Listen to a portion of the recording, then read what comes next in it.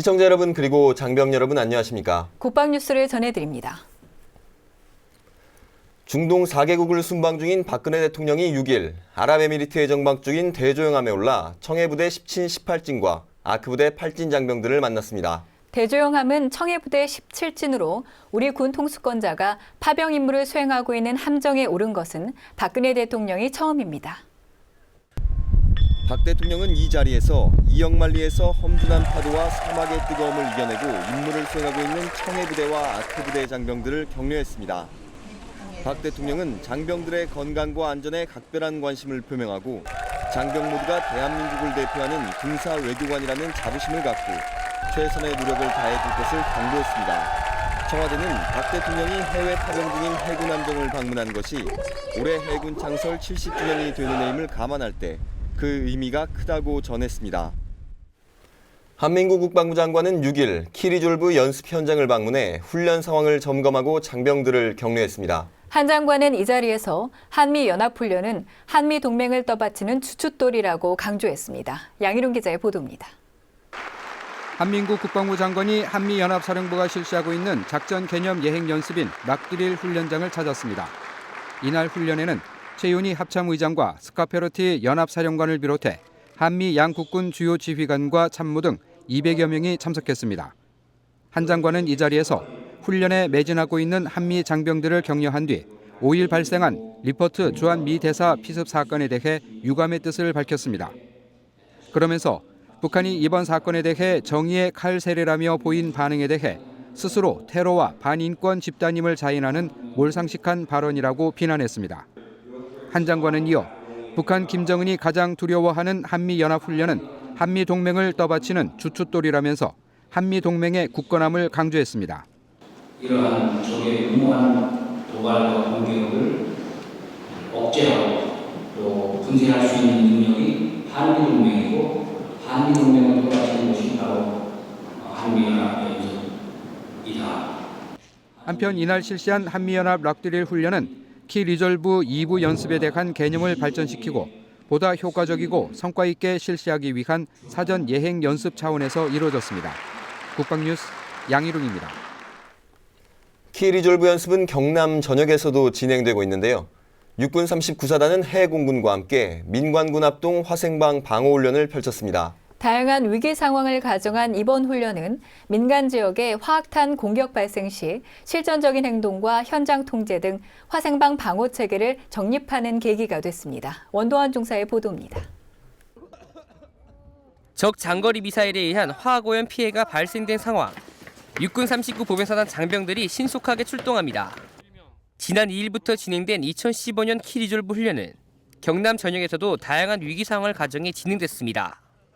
민관군이 통합으로 진주역과 마산항 부두 일대 등 주변 민간 지역 화학오염 피해 발생 상황을 가정해 훈련을 펼쳤습니다.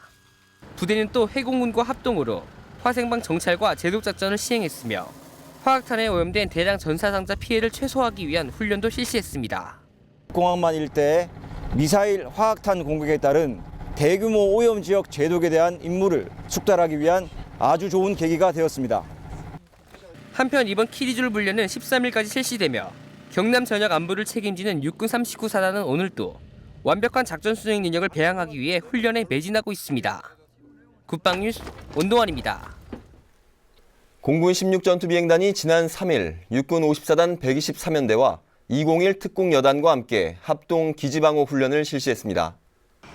키리졸브 연습의 일환으로 실시된 이번 훈련은 적의 공습과 테러 상황을 가정한 가운데 육군과의 유기적인 협조체계 점검과 합동작전 수행 능력 향상을 위해 마련됐습니다.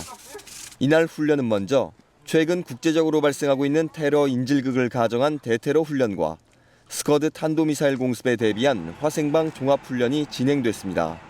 야간에는 본격적으로 적특작부대와 가상적기가 기지 전역으로 침투하는 상황을 가정한 공육합동 기지방어 훈련이 실시됐습니다.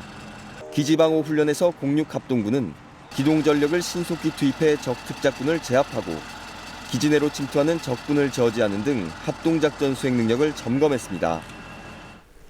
올해 6.25 전사자 유해 발굴 사업이 9일부터 시작됩니다. 오늘 11월까지 8개월 동안 전국 85개 지역에서 10만여 명의 인원이 투입됩니다. 김지한 기자입니다.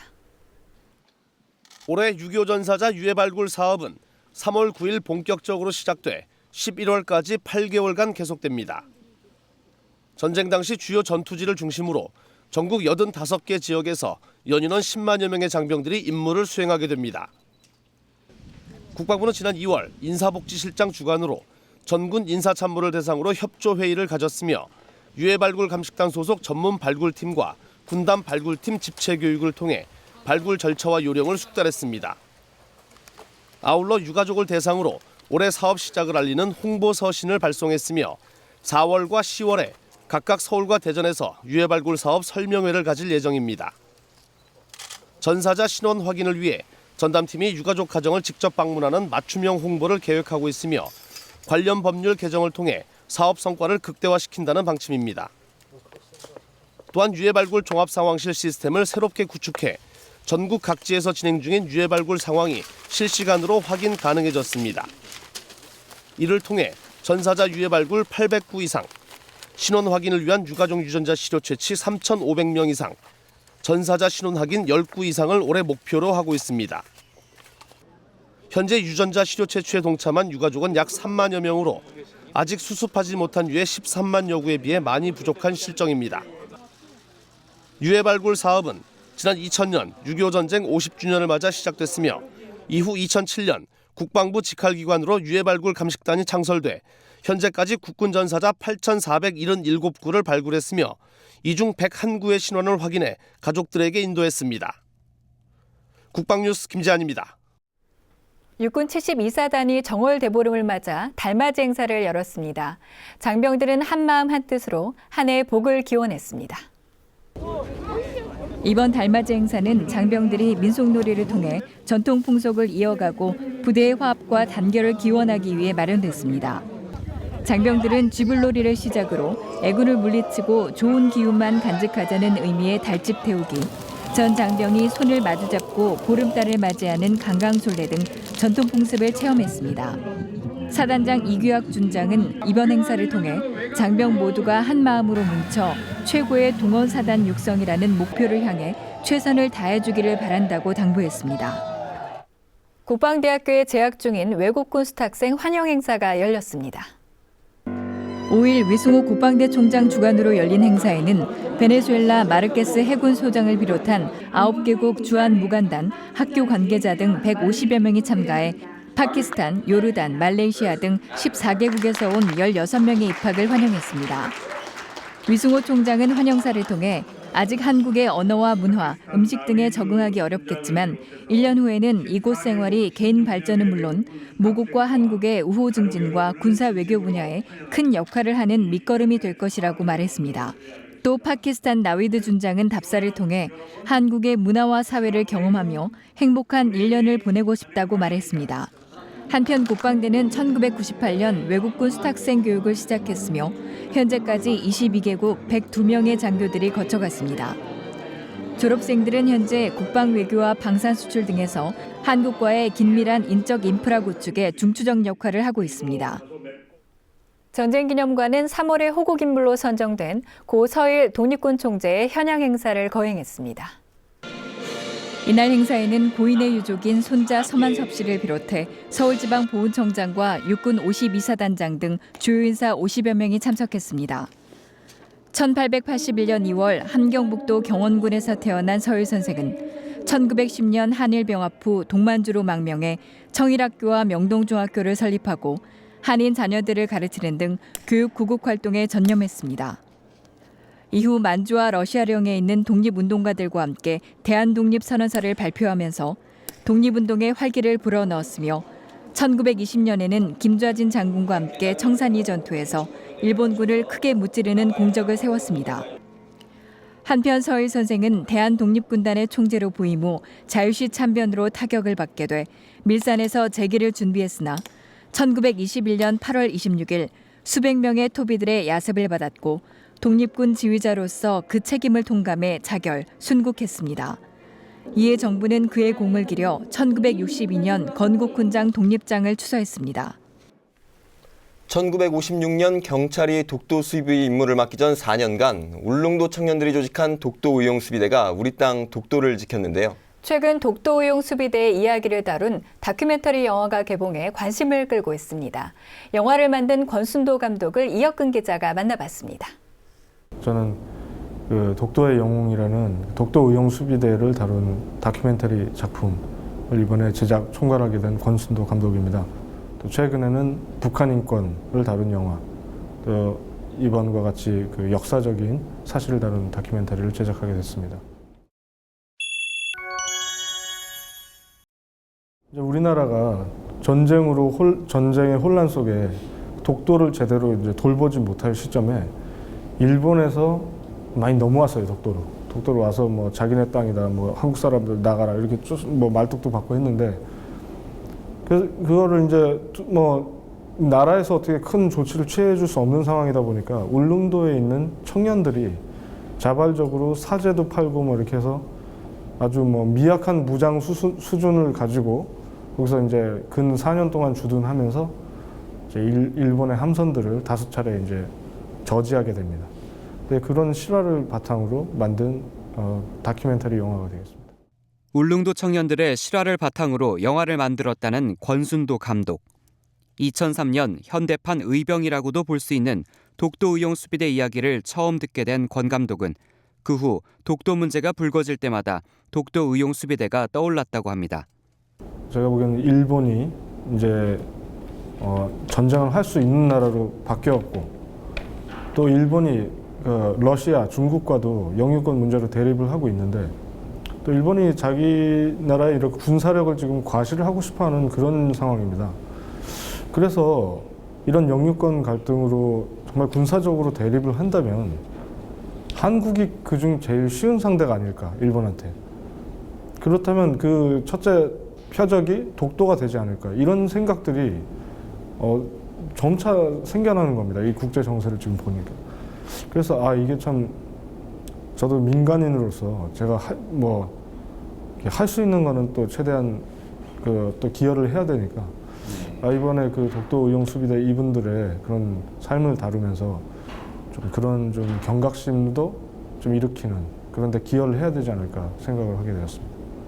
독도의용 수비대는 제대군인 홍순치를 중심으로 울릉도 젊은이들이 모여 사제를 털어 무장하고 손수 식량과 물품을 마련해 탄생했습니다. 그분이 개인적으로 모아둔 사진 이런 것들이 사진첩이 여러 건 있는데 언론에 공개하지 않았던 그런 사진들도 저한테 많이 보여주셨어요.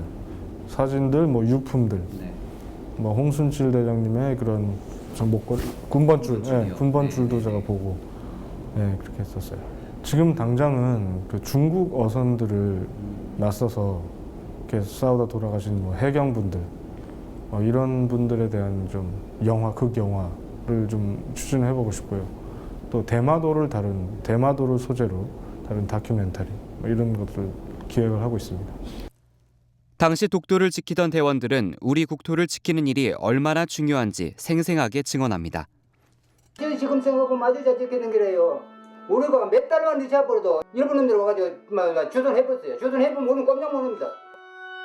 왜 없어요? 그 젊은이를 그래 하지 뭐. 아니 내가 그런 일이 생긴다고 보면 지금도 그만 좀 싸워야 안 되겠나? 뭐 그 생각도 듭니다. 우리 딸도 불구하고 그런 희롱을 당하고 있고 왜는 뭐 아들 학교 교과서에다 이미 뭐니 비싸고 이랬다고 이런 말이 듣기는데 그렇게 엎드려 만들어야 되고 바로 잡아야죠. 역사를 바로 잡아야 돼요. 그 누가 알아주지 않아도 우리 땅 독도를 지키기 위해 자신을 던진 독도의 영웅들. 그들의 이야기는 독도 문제에 대한 가치 있는 울림을 만들기에 충분합니다. 국방뉴스 이혁근입니다. 밀리터리 기네스 5번째 시간입니다. 오늘은 우리나라 최초의 스카이다이버를 소개해드릴 건데요. 한강 노들섬을 지나다 보면 엄지손가락을 높이 치켜들고 당당하게 서 있는 군인의 동상 보신 적 있으실 겁니다. 그분이 바로 오늘의 주인공 고 이원등 상사인데요. 이원등 육군 상사는 1935년 경북 경주에서 태어났습니다. 어려서 부모님을 여의고 혼자 힘으로 고교 과정까지 마친 뒤 23세 나이로 군에 입대했는데요. 입대 후 1959년 제1공수여단에 배치돼 공수 기본교육을 수료했습니다. 이후 미국 포트리 육군 군사방위학교에서 낙하산 정비교육을 우수한 성적으로 졸업한 뒤 총 152회의 강화 기록을 보유한 대한민국 최초의 스카이다이버로 성장하게 됐는데요. 그러던 1966년 2월 4일 고공 침투 훈련의 강화 조장이었던 이상사는 여느 때와 다름없이 C-46 수송기에 올랐습니다. 이윽고 낙하할 정확한 위치를 확인한 후 강화 명령을 하달했는데요. 6명의 대원이 차례로 강화한 후 자신도 몸을 날려 하강하고 있던 그때 이상사는 조원인 김병만 중사가 균형을 잡지 못한 채 공중에서 맴돌고 있는 위험한 상황을 발견하게 됩니다. 그냥 두면 정신을 잃고 낙하산도 펴지 못한 채 추락할 위기 상황이었던 건데요. 이에 이상사는 재빨리 몸을 날려 김 중사에게 접근해 그의 낙하산을 고쳐 펼치게 했습니다. 그러나 순식간에 펼쳐진 동료의 낙하산 줄에 이상사는 오른팔이 부러지게 됐고 또 지상에 너무 가까이 접근해 낙하산을 펼칠 최소한의 시간조차 확보할 수 없었는데요. 결국 그는 차가운 한강 얼음판 위로 추락하게 됩니다. 자신의 목숨을 바쳐 전우를 살린 그의 숭고한 희생정신을 기리고자 국가는 1계급 특진과 보국 훈장 3일장을 수여했는데요. 또 육군은 고 이원등 상사를 기리기 위해 1966년 6월 9일 한강 노들섬에 그의 동상을 건립했습니다. 지금도 이원등 상사는 특전인들로부터 영원한 하늘의 꽃으로 추앙받고 있는데요. 그의 투철한 군인 정신과 고귀한 희생은 앞으로도 우리 후배 전우들의 기억 속에 영원할 것입니다. 다음은 국방 게시판입니다. 국방부 조사본부는 3월을 부정군수품 집중 계몽, 홍보, 단속의 달로 정하고 국민들이 신고와 잦은 반납에 적극 동참해주기를 당부했습니다. 부정군수품을 유통하거나 미허가 사제 군복류의 제조, 판매, 착용은 불법이며 불법 총기나 탄약, 폭발물일 경우 5년 이상의 징역, 군복의 불법 제조나 판매는 1년 이하의 징역이나 1,000만 원 이하의 벌금이 부과됩니다. 신고는 국방부 조사본부나 국방헬프콜로 하면 됩니다. 병무청이 6일 대전 충남지방병무청에서 천안지역 사회복무요원 복무관리센터를 열었습니다. 그동안 사회복무요원 복무관리센터가 안동과 인천 두 곳만 운영돼 현장 중심의 복무관리에 어려움이 있었습니다. 병무청은 이러한 문제점을 해소하기 위해 천안센터를 시작으로 전국 4개 지역에 추가로 복무관리센터를 건립해 운영할 예정입니다. 국군재정관리단이 현역 군인과 군무원의 고등학교 졸업 자녀들에게 꿈도전 지원금을 지급합니다. 대상은 2015년도 고등학교 졸업 자녀가 있는 현역 군인과 군무원으로 1인당 100만 원이 지급됩니다.